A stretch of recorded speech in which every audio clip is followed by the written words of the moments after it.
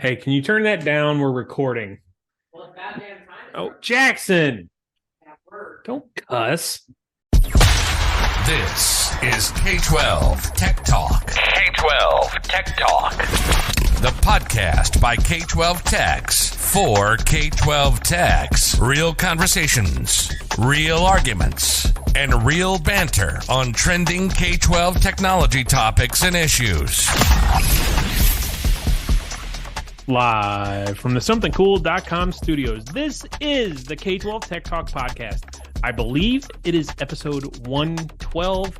The gang is back together. I am Josh. With me part-time is Chris. Say hi, Chris. Hello.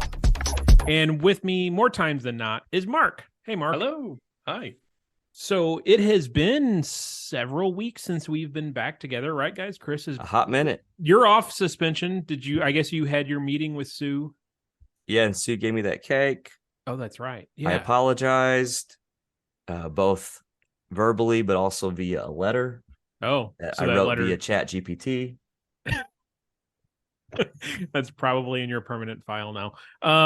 Have you talked to Jeremy lately? Because he sent over some information about a new system that they are selling. What is that?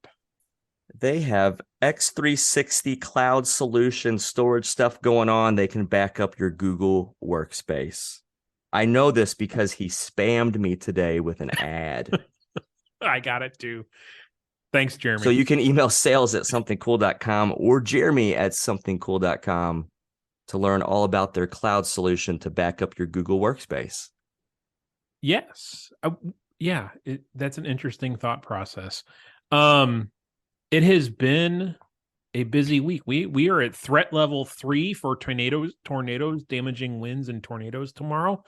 There's a buzz going around that schools are canceling school half day on the threat of tornadoes. So I don't remember that ever happening before. What is kind of going on in the world of K-12 tech, guys? Mark has disappeared. I think Mark left. Chris, what's been going on? Anything fun and exciting? I'm still recovering from the CoSN trip with Eric. And I don't know that I ever want to go on a trip with Eric again. Oh, my. He's a lot. Eric's a good guy. He is a great guy. And I couldn't keep up with him well. So if you ever see him at the Midwest Tech Talk conferences, he's literally like running all the time or fast walking. Yes. And I always thought, oh, that's Eric at conferences because, we're organizing them and he's like a main point of contact when it's like the day of stuff. Right. So, right. He's hustling surge bars and whatever. No, that's just how he walks.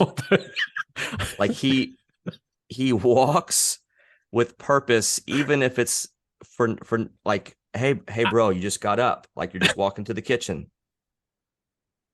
And I don't do that. And like we land, and then he, like, one of his big things was like we kind of talked about this, but he likes to walk. So he's like, hey, I think I'm going to go out and find a trail. Cool. I like to use vehicles to get to places, but we can take a trail. Are we advertising for a new intern now? We need to be. We did that. I walked with him. One of the days it was raining. Cool, man. And then like we're walking and then he'd be like, oh, step aside. That's because there's people riding bikes and running. Like I don't hang out where people ride bikes and run, Eric. And that's how we would go around. And then he does this thing. And I think I think you would be like this, Josh. He has airport anxiety. Yes. Oh yeah. Yeah. And I completely think you would be like this. Yes. Eric, if you're listening to this, I'm being absolutely honest. This is me telling, like, I'm not holding back anything. The airport, he's like, I only get anxiety going to the checkpoints. He was anxious the whole time. Like it wouldn't matter and he'd be like, oh no, it's this line, it's this line, it's this. Eric, it's not a big deal, bro. And like, those checkpoints, it's as whatever as it's going to be. You set your pace. You're taking your rings off and your belt off, whatever. And Eric's like deciding in the morning what he's going to wear based upon how the absolutely. check's going to go. I decide on what type of shoes I'm wearing that morning so I can take them off easily in the checkpoint. Eric and I are cut from the same cloth. So we did that. And then he does this thing where like we're going out to dinner and he's like, hey, I'll get this and we can share it. Eric, I don't want to share with you. I'm almost 40 years old. I got a wife and 3 kids. You think I want to share a taco with you right now? I'm not sharing. He did that to me like 3 times. You think I want to share chalupa with you, bro? It was fine. It was a good trip. I have to say, Eric and I and our wives had dinner, I guess, 2 nights before you all, or the night before you guys left for Austin. We went on a ghost hunt. We had a dinner at a very nice restaurant in Jefferson City and went on a ghost hunt at the state penitentiary. And I had none of this experience that you're speaking of with Eric. Man, he told some stories about you, though. Oh, whatever. Like, you're really into that ghost stuff. It was fun. It was a blast. If you're in Missouri or you come to Missouri, I highly recommend the tour at the Jefferson City State Penitentiary. I'm convinced that I never want to fly with you and Eric combined. I think Mark and I can figure it out. But I don't know if I had to take a trip with you, with Josh and Eric. I am so excited to pick the 2 of you up at the airport. I text you and I said, when I fly, I look around me at the people around me and know who I'm going to be on the cover of a magazine with if the plane goes down. Like, that's how my brain works. I don't know. I think I need to commit right now to having a recording device in the car when I pick the 2 of you up from the airport. After we land, it's fine. Landing is the worst part for me. I want to hear what you guys have to say about each other. Well, Chris, we will not be on the same plane because he is flying from Dallas. We won't be riding together. I will be on the K-12 Tech Talk private jet. So anyways, CoSN was good. That's the long story short. Yeah, so you guys talked to all sorts of cool people, Keith and Marlo and all of those awesome folks that were willing to sit down with you and Eric and have a conversation about current trends in K-12. If you have not listened to those episodes, episode 111, part 1 and 2 are all of those episodes from CoSN. Tom Ryan makes an appearance. I'd recommend skipping that interview. Yeah, he had some kind of... He's great, man. Not harsh words about Mark, but like, what didn't he say he wanted to punch you in the throat or something? Yeah. And I was like, my mom listens to this once in a while. Sharyar was willing to sit down for a little bit. Let's see, who else did you guys talk to? Yeah, Eva. Yes. From San Antonio. Marlo Gaddis super from nice. County. I like Marlo's interview the best, honestly. I will say, I mean, I know Tom was pretty brutal to me, but you interviewed all my favorite people in the world. Oh, Marlo, Eva, Tom, Sharyar, like, really, and Keith, like, just great people. I think more highly of you based upon the people that know you. Wow. Is that that was Tom. Right? Yeah, that was nice. They're incredibly impressive people. Eva just started as CIO and she's already just making waves across country. Marlo has been CIO. She's retiring this spring and she has made waves for years. So just 2 amazing people. So very cool. Congrats, Chris. Yep. It was good times. Great times. And did you name drop Mark when you were talking to Keith, like ahead of time, like to set him up for the interview? No, did you say? I thought that would be a negative. Oh, okay. All right. I would have dropped. I mean, I dropped my Mark's name at dinner tonight with my uncle from Michigan, who doesn't know who Mark is. So we go way back. So yeah, CoSN. It sounded like you guys had a really, really good time at CoSN. We did. And hopefully, Keith, if you're listening, we will be invited to CoSN in Miami next spring. So if you were not on Reddit yesterday, or if you do not get CISA alerts or MSISAC alerts, and you have a 3CX phone system, you need to go look up, go do some Googling about the 3CX vulnerability with their soft phone app on Windows computers. There is a major vulnerability. It's it's been making waves. I think CrowdStrike and Huntress Labs broke the news yesterday. I follow Huntress Labs and Katie Nichols from Red Canary on Twitter, and that's how I saw it. I think Miss Nichols shared it, the Reddit link from CrowdStrike. And it's a pretty serious vulnerability. So if you run a 3CX phone system, you definitely want to check this out and take precautions. Chris, you don't run 3CX, right? But we do know several schools that run 3CX in our area. So they were hopping on it yesterday when the news broke on that. Excuse me. Let's see what else. So Mark, you had an agenda item about the CoSN article about partnering with social media, and how do you handle imposters? Yeah, so there was an article. It was from actually an online publication, but it was based off of a presentation at CoSN about social media, and it sparked a little bit of a conversation internally for us. Talking about the heart of the article was really, or the heart of the conversation was about school districts need to be able to create partnerships with social media companies, because social media is creating quite a bit of a challenge for schools. And it's kind of like throwing what's the phrase? Throwing a message out and just to a black hole when you try to get in touch with a social media company. So Yeah. I'm curious how you guys handle social media incidents in your district. What are some things that you do from a technology perspective? And have you ever had any success with working directly with social media companies? Boy, that's a good one. I can't say that we have had an incident where we've had to contact a social media company for assistance, but I do know of a neighboring district that had to do that. And the only way they got the attention of the social media company was to have a letter or a fax sent from the local police department on police department letterhead to a special number.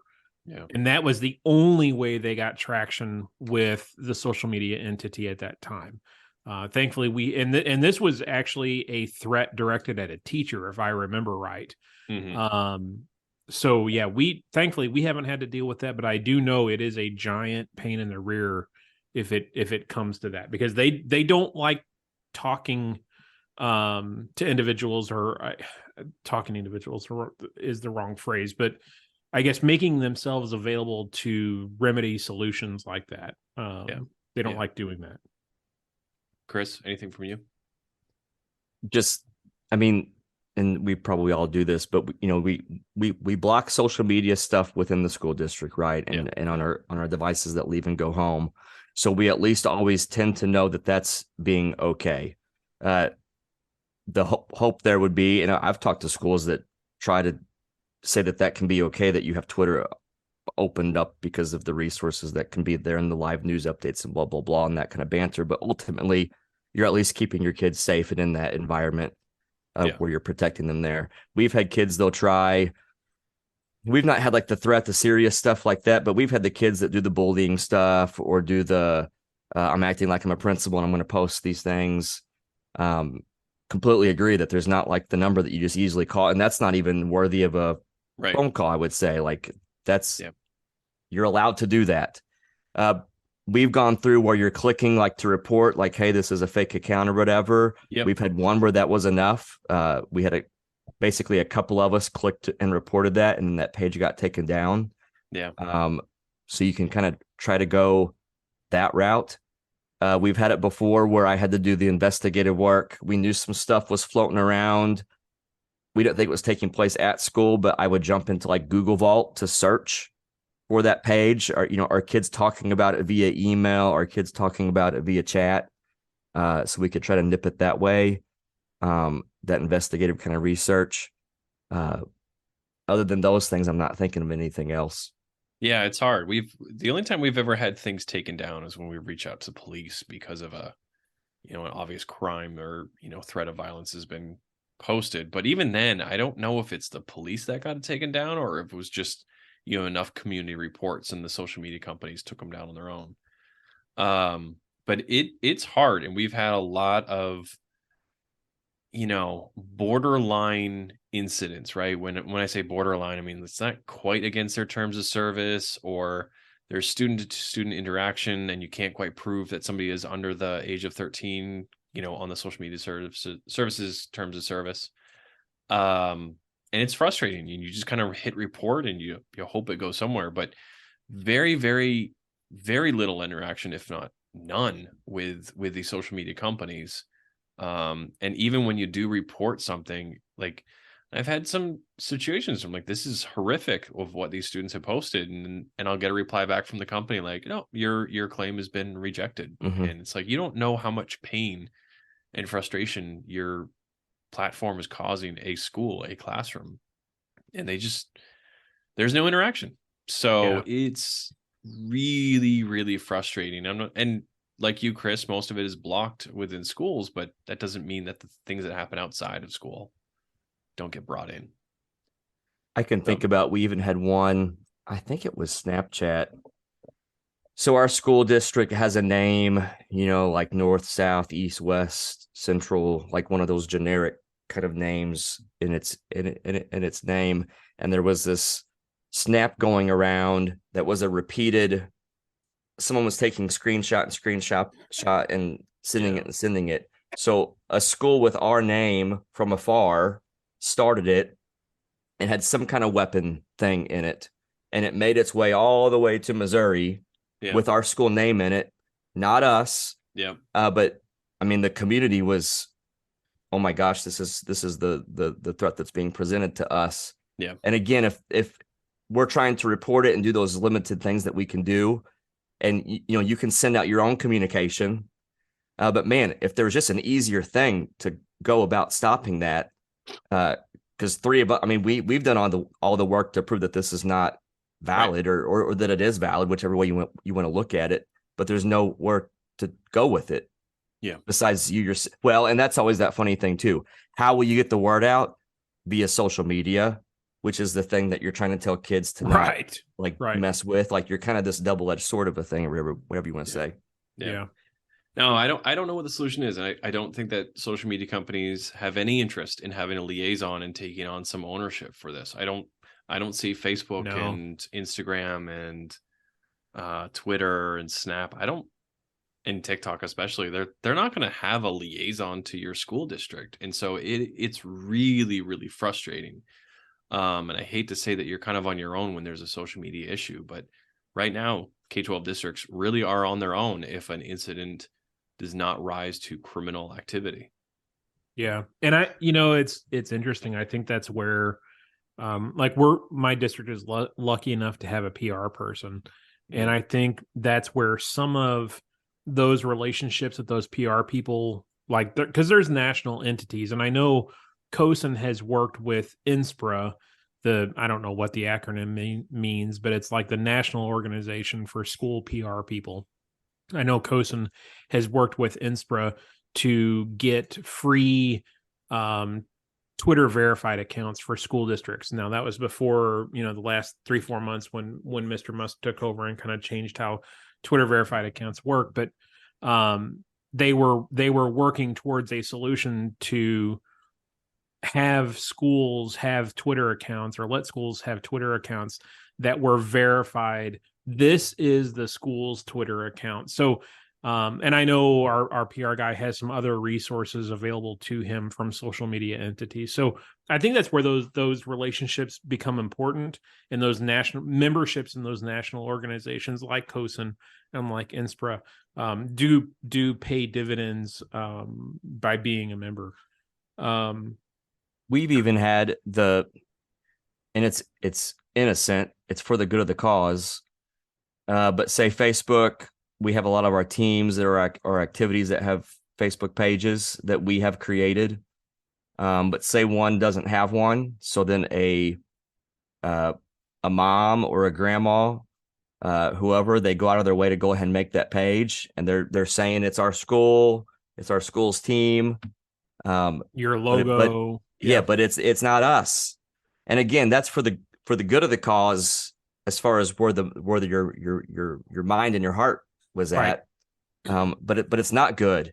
Right. Because in a lot of those cases, it's not saying the sentences that the school would say. It's not speaking on behalf of the school, but it sure looks like it's intended to do that. And there's no way for the school, besides trying to I've had that job where I'm supposed to try to reach out and figure out who's actually the owner of that and see if we can get it shut down or take over ownership. Right. But that's all on me trying to reach out to a person. It doesn't have to talk to me. There's no way for Facebook to help me out with that. Yeah, and good luck doing that if the person's a jerk and is doing it for nefarious reasons. They're not going to let you have ownership of that page, or it's a mock page or whatever. Yeah, it's I don't know what the solution is, but it's thankfully we haven't had to deal with that a lot. We had one time that it was a nice lady that had the good intentions and stuff, and she received well. The point of why we want to take ownership on is because when her, whatever it was, when the kid in her life graduates, she's not going to care to update that page anymore. So that's why it's important for the district to have that. And she got that right.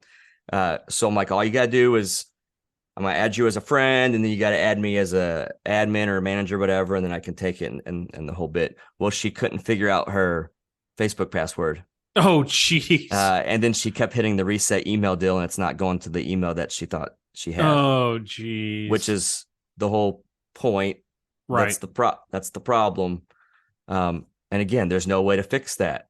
Right. So now that page is sitting out there, and we can't get it. She can't give it, that kind of thing. And again, Facebook doesn't appear to care. Right. Or any other social media. You know who does care? And they care about your network infrastructure? Extreme Networks. Who is that? Extreme Networks. Oh, yeah. That's who. I received delivery of our last 2 Extreme Networks that were waiting for shipment this week. So we're super excited about that and getting those rolled out. Chris, who do people contact if they want to hear about or learn more about some of the best upper right quadrant in Gartner's survey, physical and wireless converged networking? Who do they email? You can go straight up to the top. It's Dominic Mayer, D-Mayer, M-A-Y-E-R, at extremenetworks.com. And they are in that upper right quadrant of Gartner, who you interviewed last week. I thought they were going to announce a fifth quadrant. Quadrant. I don't know that's how quadrants, they didn't write that news. Did you guys see this announcement from Microsoft about the ChatGPT cybersecurity thing? I didn't click on it. They haven't, excuse me. They haven't released it in the wild yet. They're betaing it. And it will be released soon, apparently. But it's called Security Copilot. They are taking kind of the security functions of monitoring logs and stuff like that and wrapping it into the Mark's favorite thing, ChatGPT. This is actually a flavor of GPT-4. And it's kind of doing all this cybersecurity work for you. So if you're curious about it, do a Google search on Security Copilot from Microsoft. I watched a video on it. It takes all of that security stuff, all that log monitoring stuff, and kind of boils it down to language that any average person can understand. So I think it could go quite far as cybersecurity stuff goes in the near future, especially with. Go ahead, Mark. I didn't see a lot of the announcement, so apologize for my ignorance on this one. But I saw a little brief snippet. Sorry, a little snippet of it where it was like a chat, right? It's very similar, like ChatGPT. Yeah. How does that work with cybersecurity? Like, are you supposed to type in, "Have I been hacked?" And then we'll say like, no, you're fine. And I then think- like 5 minutes later, you're like, how about now? No. Are we still okay? How about now? No problems. Yeah, that would be me every 5 minutes. Hey, are we cool? Yeah. And then you go to lunch and you come back after lunch like, hey, I just got back. What'd I miss? And then be like, nothing. That would be you, Josh. Look again, please. Yeah. Try harder. Are you sure? Oh, hold on a second. No, I honestly don't know how it all works. I think it ingests data from, I mean, being Microsoft, you can assume that it's going to ingest data from Azure or Azure, however you pronounce it where you live. Mark, how do you pronounce it? I don't Azure. Yeah, Azure. I've heard people say Azure though. I think they're probably French. You know, my dipstick is Azure AD.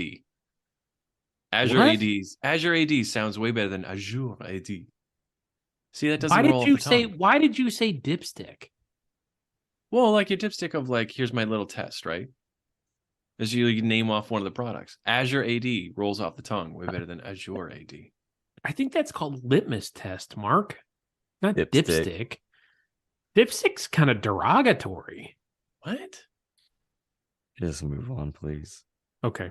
I think he was calling us dipsticks, Chris. So This is one of the differences between our neck of the woods. What? Dipstick is derogatory? We're gonna have to cut this whole segment out. So ChatGPT wrote me 2 grants and a cover letter this week. a cover letter for your resume? No, for one of the grants. Oh, gotcha. Okay. I wrote the grant and I got to the end. It said, please write a cover letter. I was like, oh, no. ChatGPT, will you write a cover letter for the grant? So if you don't know, the COPS grant is open right now, right? And for the next, 15 days, 30 days or so? Yeah, sounds right. It's a federal grant for security for school districts, not cyber security, physical security. And it's I know several schools in our region that have gotten that grant before. So if you are looking for grant money for physical security, and we all know that is at the top of the list for schools, check out the COPS grant. It's administered. Who's it administered from? But if you just Google COPS grant, you'll figure it out. Let's talk FortiEDR real quick, Chris. That's you, man. Oh, that's me? What do you know about it? I know it's made by Fortinet, and instead of the net, they put EDR, so it's FortiEDR. So EDR solutions are, I'm sure if you're in K-12 tech, you have heard about EDR enough this year to make yourself sick. Insurance companies are requiring it. Consortiums are requiring it. It's just at the top of the list for most school districts right now. And of course, there's any number of flavors out there. There's companies that just smack EDR in the name of their product and hope that you don't look at it deep enough to realize that they really aren't an EDR. It's just a regular antivirus. But FortiEDR does not fall into that classification. FortiEDR is an award-winning EDR. They take it very, very seriously. There's a couple case studies out there. There's a district in Florida. We'll link this in show notes. But the Okeechobee County School District, they went ahead, they bought FortiEDR to qualify for their cyber insurance requirement of having EDR.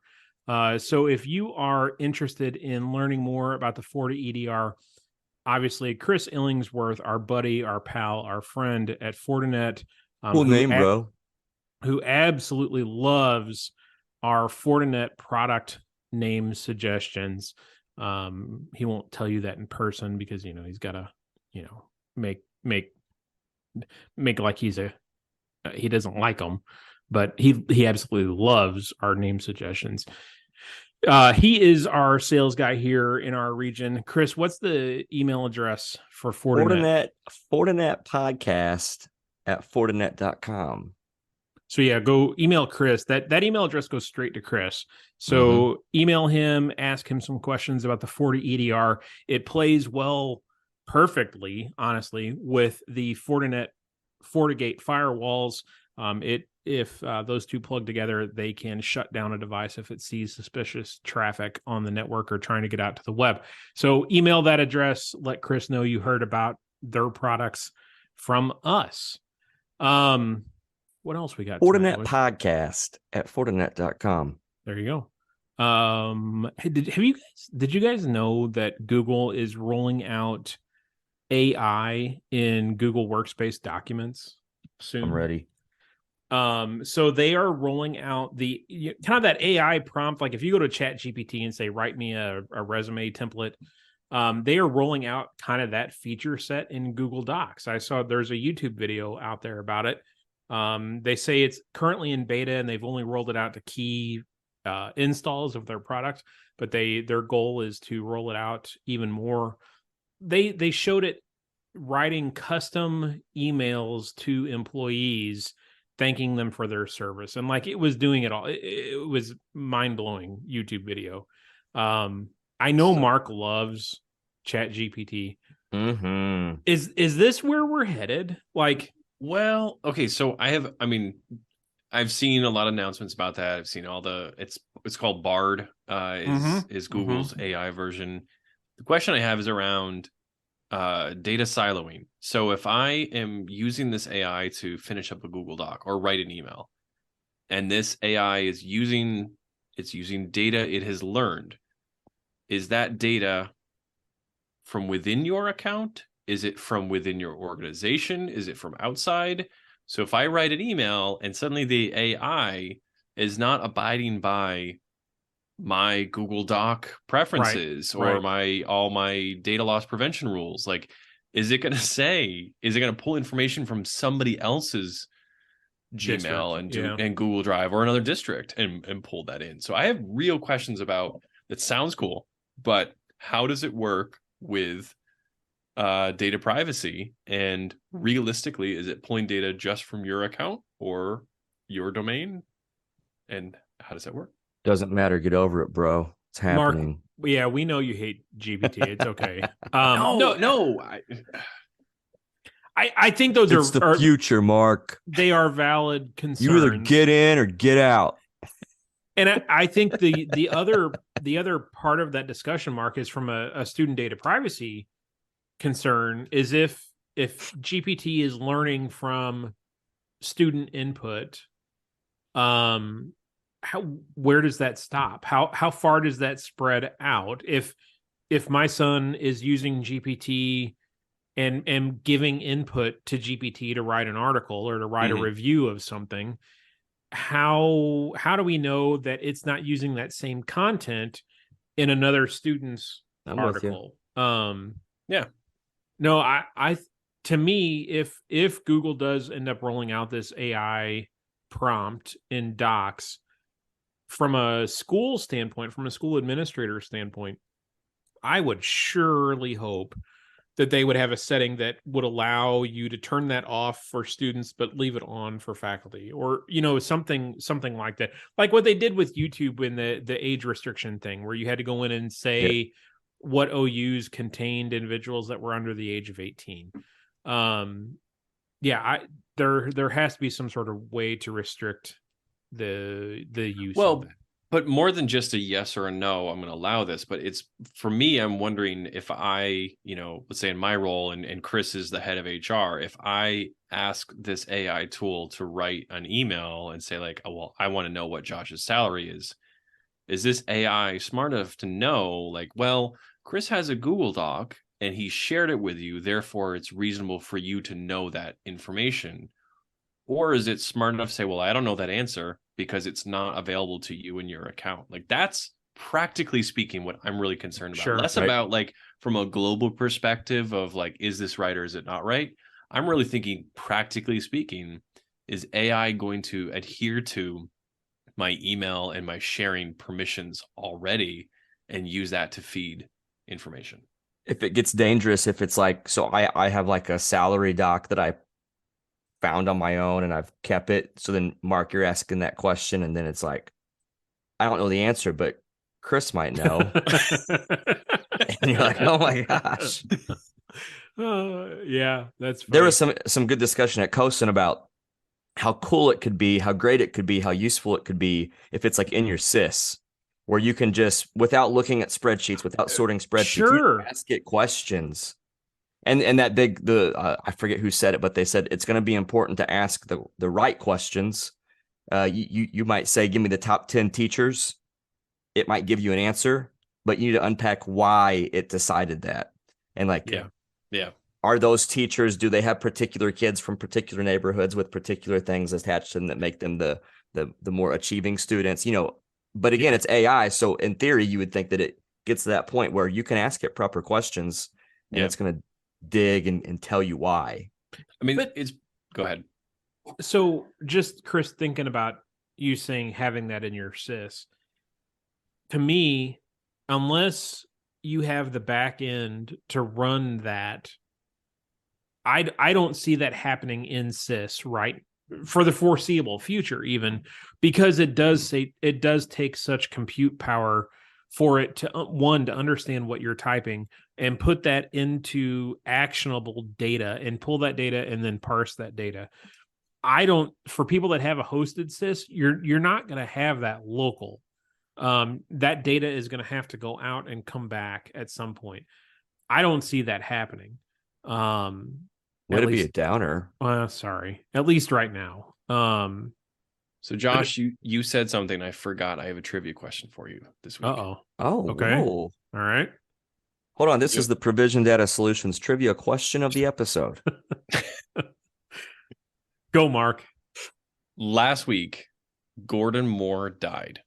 Yes. Died at the age of 94. Yes. What is Gordon Moore famous for? Oh, I know this answer. Chris is just like, I'm not even going to try. It's something like you're going to ChatGPT. say it and it's like, oh, yeah. It's something super rudimentary too. Well, my hint is that he was famous for being the co-founder of Intel. Yeah, but years ago, and during that, he made a statement. I'm Googling it. That's not. Tell us, Mark. Moore's Law. Moore's Law. I wasn't going there. What is Moore's Law, Mark? Moore's Law is way back, and I'm gonna butcher the date, but I believe it was in the 60s when he stated that the processor will double in speed. Yes. Every 2 years. Or to be more specific, that the number of transistors will double in a microchip every 2 years or 18 months. Yeah. And for the most part, he was on point well up until the very, very recent future or recent past.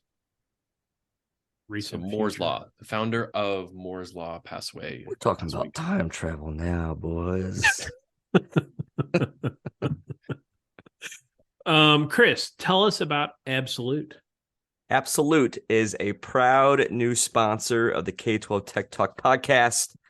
We're going to hang out with them for the next 6 weeks. The contact there, this guy Oliver, you can email him at oschmidt at absolute.com. Now, I like that email address. I hope I'm saying it right. That's Oliver. He's gonna let me know that I did a terrible job at that. Anyways, if you don't know what they do, what they are, we're gonna link to that, of course. But here's a little tasty taste. Talking about student data reclaiming, getting your Chromebooks back. We got 1-to-1 all over the place. A lot of initiatives with 1-to-1, giving every student a device. Absolute software gives you a persistent connection. They can help you geolocate, freeze, wipe remote devices. There's a lot to unpack with them, and it's going to take us the 6 weeks to unpack it. But I'm going to put a link. They have an education solutions brief that you can check out. But first, they will help you get your Chromebooks back. It's funny you mentioned that. We've not used Absolute, and that's not an indictment of them or anything. Indictment. See what I said there? Did there? We had an alert from a product that we used to subscribe to, and we haven't used this product in probably 2 years. But they were our filter and MDM and classroom management tool for a number of years. We got an alert today that a Chromebook we put in lost mode 2 years ago popped online. And we That's were fun. Yep. we were talking in the office. How wild is it that and this is from a student data privacy standpoint, this is like, oh crap, they still have our devices under management. Like it hasn't been online in 2 years, and it pops online, and one of the log entries said that it had gone back to not developer mode, but the other mode, standard mode or whatever. So someone had tried wiping that device before it popped back online. So it's probably in a pawn shop somewhere. So yeah, we thought that was funny that a product we haven't used in 2 years was still MDMing our devices. Chris, I know we talked about PDS earlier, and the last couple of weeks, the phrase with PDS has been PDS can help you, can take you where you want to go. You guys like that line? PDS. Yeah, I did. It can take you to wherever you want to go. And I horribly screwed it up. I didn't do it justice. So let's do it again here real quick. PDS will help you go where you want to go. Chris, where is the podcast going? Speaking of where we're going, we get to hang out in New Hampshire, and we've kind of been starting to hype this up, but the three of us, we're going to be in person together for the first time ever at New Hampshire's CTO clinic. Bunch of tech directors, tech folks hanging out May 3rd. All three of us in person. It's at the inn at, what was it? Mill Falls, I think. Yes. You can check out nhcto.org if you're New Hampshire area. I think they let some Massachusetts folk come over if you wanted to. Yeah, we had a conversation with them this week, and we learned a couple important things. They will let neighboring states come. You don't have to be a New Hampshire resident or a New Hampshire school to come. They were all about opening it up to other people, that if we could bang that drum for them and get other people there, they were more than happy to get people there. The other thing that we learned, they're going to have good bourbon to drink. So if you want to come have a dram with me, that was on Josh's rider. Oh yeah, it was totally on our contract. If you want to come share a dram with me, I don't know. They didn't say what good bourbon. Now, good bourbon, their good bourbon might be different than my good bourbon. I don't know. But bourbon's bourbon, right? Like, I'm not going to turn down good bourbon. I don't know. So if you want to come share a drink with me, come to the New Hampshire CTO clinic. Let's and maybe even Mark. I know Mark's going to be there. Maybe Mark will share a drink with us. And let me just say, the property at where this conference is being held, what was the name of the conference? The name of the facility again, Chris? Mark, do you know? Church Landing. Church Landing. Have you guys? Is that right? Yes, it is right. This looks absolutely beautiful. And one of the guys we were talking to this week said, "Yeah, this is the Lake of the Ozarks of New Hampshire." And I'm thinking, this looks way nicer than Lake of the Ozarks. This place looks beautiful. Okay, this is going to sound horrible. The facility that this is taking place at, I thought for a second that this was the place that American Pie 2 was filmed, like that, where the wedding and the wedding reception. Pop into your head? I don't know. How many times did you watch American Pie 2 in high school, college? In high school? It would have been college. Because if that's one of if you got that floater, that's pretty up towards the top of your head.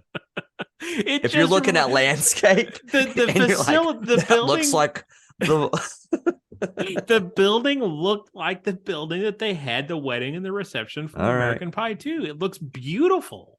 I'm just disappointed that Josh is like super hyped about this spot. Meanwhile, I'm like, you're sleeping on my couch. That sounds great, but you're not staying there. You're staying with me. Oh, we forgot. Either way, the facility where this conference is being held looks absolutely gorgeous. And we're going to be there. We're going to talk about the future. No, we're talking lessons learned, man. Lessons learned from the past. Not the future. That help us with the future. So if you are in that Maine, Vermont, what other states are up there, Mark? Maine, Vermont, Massachusetts. Massachusetts. Come on over to the New Hampshire CTO clinic and say hello. Their agenda looks great. We are giving the keynote, but there will be breakout sessions as well. And we're doing a session too. Yeah, we are doing a session. And we're going to have a table. And there's going to be bourbon. So yeah, come say hello. Hey, I just got a text from my curriculum director. She said, "What is the website that writes your papers?" ChatGPT. Oh, ChatGPT. Oh, it's getting out. Tell her Urban Dictionary. Oh, Mark. That would be funny to say, though. That would be awful. All right. If you want to email us, if you have a question, we do have some listener emails we need to get to, but not tonight. We're already over. We will get to those in the near future. If you have a question or a critique, maybe be nice. Yeah, someone complained on Twitter that I used too many sound effects during the CoSN episodes. Yeah. That was my pseudonym. I'm sorry about that, Josh. Or Chris. That's hilarious. I owned it. It's fine. Let us know. K12techtalk@gmail.com. We are also on Twitter. Just search K12 Tech Talk Podcast. Chris, do you want to hit K12 Tech Pro real quick? For sure. K12 Tech Pro, K12techpro.com. You can click on, we have this new thing called the community. You click on that to join it. It's a vetted community. So we're proving that you work actively in a K12 tech department. You have to fill that thing out. It might take us a day or so to get you verified. We have a person doing that. And then we onboard you. You're in. You get attached to whatever state you're from. You get to hang out with your state community, but you get to be a part of a global community too. We have, it's message boards and chat when you dumb it all the way down, but we have things called water coolers. So you're in the office around a water cooler. We have those for different topics or different states, and the global one. And we have tech talks based upon your state, based upon topics. And it's been going really cool. So not to oversay it, but we're in 20 states. A lot of those states only have one person sitting in there by themselves. But we're in 20 states over the last 3 weeks. Really excited about that. So come to K12 Tech Pro.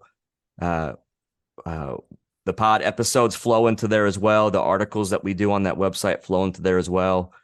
You'll catch us on there hanging out. But it's just so cool. The pod, getting to go to CoSN, all this stuff we get to do. At the end of the day, the podcast, we're 3 techs from 3 places hanging out, just bantering about what's going on in K12 Tech. Midwest Tech Talk, when we plug that, that's what we're doing. When we get to go to CoSN, people are coming up to us. That's all we're doing. We're just hanging out and talking about what's going on. That's what K12 Tech Pro, that community thing, that's the vibe that we're going for. If you're a one-person tech department, come hang out with us. There was like a Google issue the other day. Someone was like, "Hey, anybody having Google issues?" You're like, "Yeah, no, whatever." It's just a good place to talk, to post questions, all that kind of stuff. So K12techpro.com. Chris, tell us one of the states that only has one person. They need friends. And I'm sure we have listeners there. I think Rhode Island would be one, because that one guy asked to join Massachusetts because there's Mark and one other dude in there. So there's 3 people in Massachusetts, one in Rhode Island. There's 4 people in Massachusetts. Holla. Oh, excuse Chris. No, that is Chris. The 4th person is Chris. That's me. Yeah. Right now, I'm like the guy that's like, "Hey, you guys still doing okay?" We're trying to get someone to come over and talk to you guys. Anybody need a beer? We're good. I know. Chris is like, I'm just going to hang out here. If you guys need a juice box, let me know. String cheese? Anybody need string cheese? And then there's a guy from Rhode Island. So it's really just Mark. It's a one-on-one conversation with supervision. So if you're in Rhode Island or Massachusetts, go out to Tech Pro, K12 Tech Pro. Sign up for the community. Don't be afraid to click the sponsored membership. You can do that. That's cool. Yeah, read the form when you're filling it out. And don't troll me. Apparently that gets you delayed in getting vetted and if you say mean things about me.